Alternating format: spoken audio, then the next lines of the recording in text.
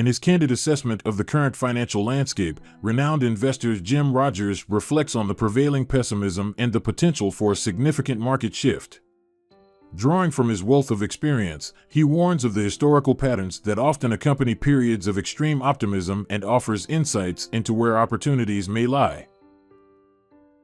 There's been a lot of pessimism around, as you well know.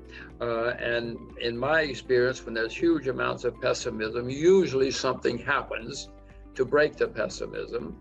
We've had it in the last couple of weeks because the Federal Reserve has talked about, well, maybe we're not going to be so tough or whatever it is.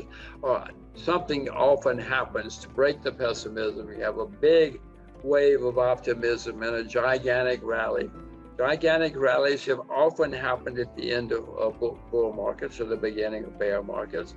So we may well have another gigantic rally, but that would probably be the last one if you ask me. Usually at the end of a long bull market, when you have a gigantic rally at the end, it's usually the end. I mean, if you can remember NASDAQ at the end of 1999 and 2000, I mean, it skyrocketed. It's like doubled in 6 months or something, just as we were about to collapse. This is the way markets work, fortunately or unfortunately. So I just want to point out, when you have a lot of pessimism, start thinking about going to the other side for a while. The end of the 1999-2000, with that beginning of that bear market, it skyrocketed there at the end after a long secular bull market. And then everybody thought, happy days are here again. This is going to go on forever. An interesting sideline. In 1999, I think that was the exact year, the Wall Street Journal, I mean, not some neighborhood newspaper, started using, with capital letters, the expression, the new economy. Capital N, capital E. This is the way the Wall Street Journal referred to the world. It took them a while, but eventually they stopped capitalizing new economy. But that's how things get in long bull markets. That's how wild they get. And that last gasp, as we were discussing before, can be wildly exciting if you're on the right side. Bonds are certainly in a bubble. They're not going to be in a bull market for decades. Property is going to have problems, as we've discussed. Many stocks have been a bubble. The only thing that's still cheap are real assets. And if they print money, when they print money, it leads to some things going higher, but those are usually silver, wheat, real assets. The price of sugar is down 70% from its all-time high. That's not a bubble. Jim Rogers' observations shed light on the delicate balance between monetary stimulus and the looming debt crisis.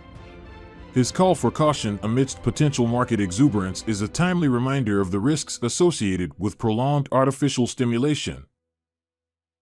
The price of silver is down 70% from its all-time high. Those are not bubble kind of numbers. So the only thing that is cheap that I know of, I mean, yes, there's property some places, yes, blah, blah, but the only thing as a class are real assets. And they do go up when there's a lot of money printing. And so if people know about real assets, maybe they should do more research and homework. And maybe that's a way to protect yourself. Some stocks will go up too. I mean, the hot shot stocks will go up again for a while. Yes, everybody will rush in and say, hooray, happy days are here again. Amazon will go through the roof for a while. 10 cent will go through the roof for a while. But in the end, usually for a while, you have a bull market in real assets. And for those who know what they're doing, be prepared. Only invest in what you know about. If you want to be successful, stay with what you know. Everybody watching this show knows a lot about something, whether it's fashion or cars or sports or something. Stay with what you know if you want to be successful. If I told you you can have 25 investments in your life, you wouldn't jump in and out of every hot shot you hear on a program or somewhere or in the newspaper, and you would be a successful investor.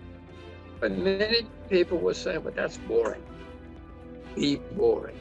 If you want to be a successful investor, be boring. Don't go down to the bar on Saturday night yelling about how much Amazon you own or whatever it is. Be boring.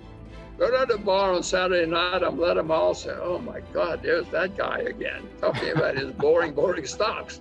Be boring if you want to be successful. The current assessment is, as you know, we had a big problem in 2008 or so, and then central banks and governments around the world started printing and spending and borrowing money like never in recorded history.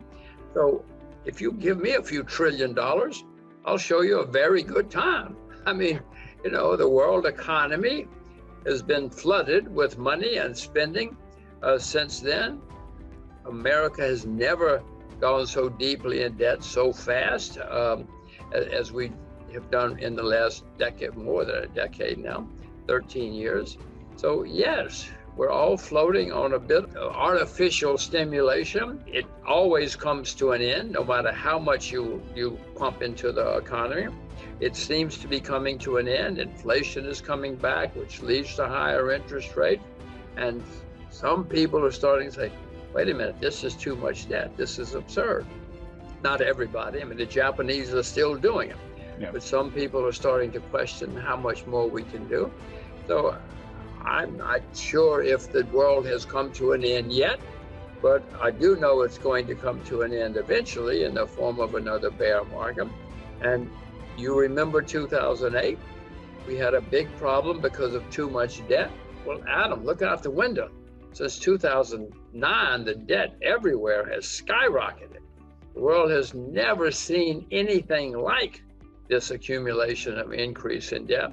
Jim Rogers' sobering perspective on the relentless rise of global debt serves as a stark warning. As we contemplate the potential severity of the next bear market, his insight into the implications for central bank actions and the need for prudent investment choices resonates strongly. So the next bear market has to be the worst in my lifetime. I mean, it's simple arithmetic. The debt has skyrocketed everywhere. It's going to lead to a problem someday, and maybe today is someday. Or maybe it's already in process. Given that the people in the Federal Reserve are not very smart people, you know, they're academics and bureaucrats, they mainly want to keep their job. What they will do at the first sign of some good news, and it may already be here, they will start talking about and even acting on slowing down. It sounds like they're going to slow down for a while because they think things are better, and they may be, at least on paper. But eventually, Adam, they're going to print money till we run out of trees. That's what all they know. If there start to be a lot of bankruptcies or even a few bankruptcies, they will get phone calls from people saying, you must save us. This is a matter of Western civilization. You must save us. They will panic and they will print more money. I don't think that in the history of the world, many central banks have said, too bad, guys, it's time for a lot of bankruptcies. Go down the tubes. That's not the way bureaucrats think. That's not the way academics think. And the end result will be not good for you and me, but it might temporarily save their jobs. We will have recessions again in the world.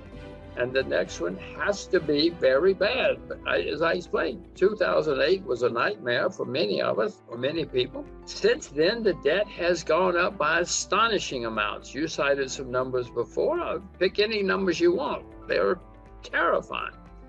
And it's continuing to get worse every day. So the next time we have a problem, I mean, Adam, it's just simple addition.